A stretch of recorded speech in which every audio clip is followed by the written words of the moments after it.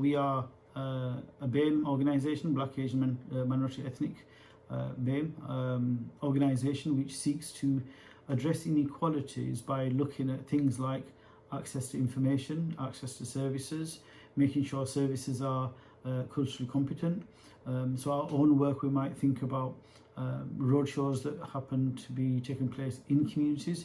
So unfortunately, COVID's had this difficulty, but being able to switch that focus to have information that we can target younger members of the family that can pick it up through social media to share it with older members of the family, for example.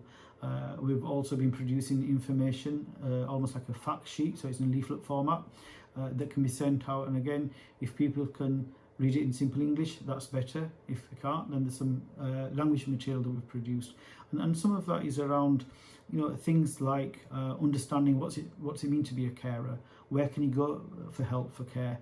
One example that I'd probably use is that, and again, as Ramadan is approaching, so by the time you see this video, it will be Ramadan, is that for carers to understand how they can involve the person in their family that's living with dementia in activities connected with Ramadan. So, things like if somebody's getting up early in the morning, late at night, why is the family eating at different times? So rather than create confusion, involve that person.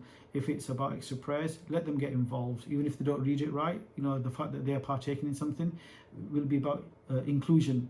But we also talk about things like financial abuse, but in a softer way.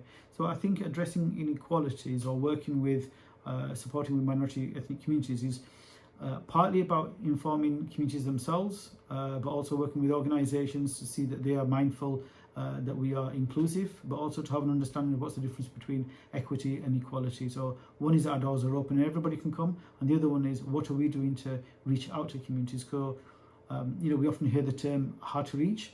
I don't think anybody's hard to reach. I think probably what's better is for organisations to start to think about how they are hard to reach, so they are hard to engage with. So the onus becomes on organisations to think about the communities that they serve, and then how do they reach out to them and how can they make a difference to their lives.